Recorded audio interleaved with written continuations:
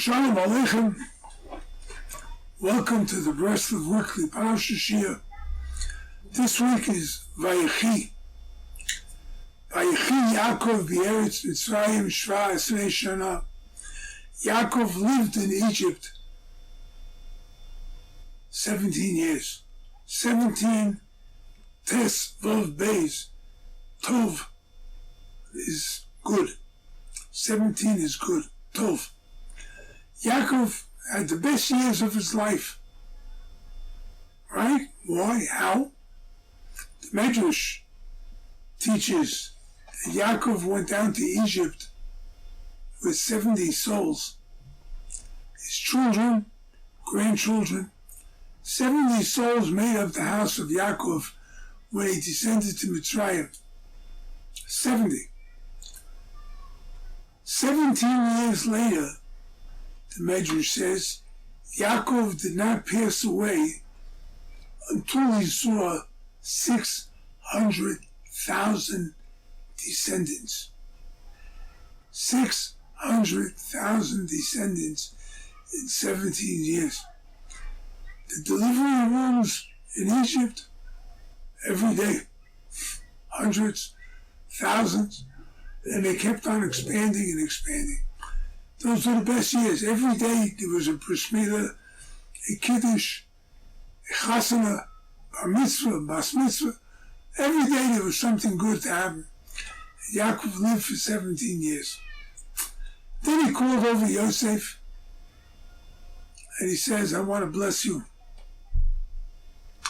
I'm blessing you that you are one person, but your children, you have two children, Menashe and Ephraim.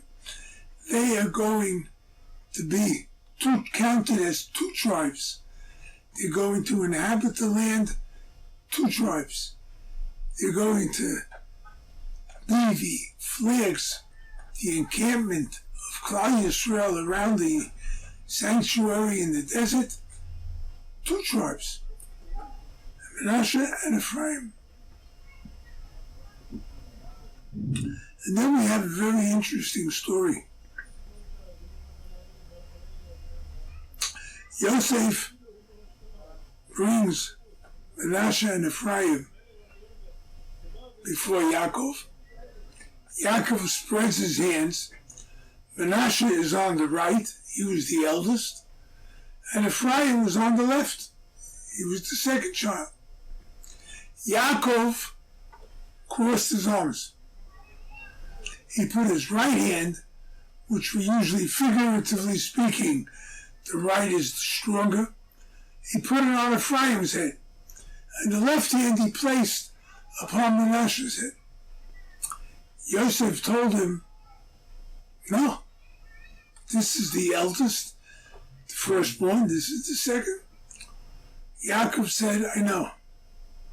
But you have to know that the age and all that doesn't matter. Every family has to know this. You have to know that things don't always work out the way we think they should be. The eldest kid, more responsibility, right? Menashe was very big in Yosef's chambers. He was his go-between, between many of the people that came there. Still, Ephraim, why? Because from Ephraim is going to come Yehoshua ben Nun. Yehoshua ben Nun, right? He was the student of Moshe Rabbeinu. And therefore, he merited to take the first blessings, the right hand, the stronger blessing. Why? What was the argument between Yosef and Yaakov? Well, Reb Nosson explains that Rabbi Nachman teaches there's what we call the Dori Mala, the dwellers on high, the great people. And there are dwellers below, the smaller people, perhaps those who don't succeed, perhaps those who even sin. right? Yaakov was telling Yosef that God's greatest glory is not from the big people. They're big. They're great. They do tremendous things.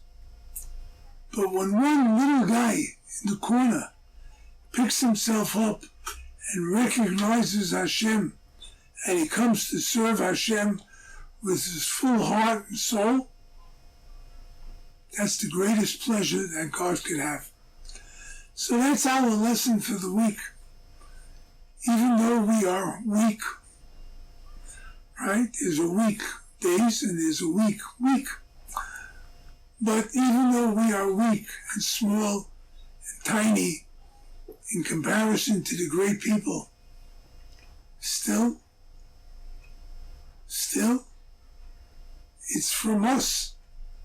When we who are trapped in the kind of pits of the earth, and yet we recognize Hashem, then the name of Hashem extends further from the high reaches all the way down to the bottom. The glory of Hashem is spread over greater areas of the earth.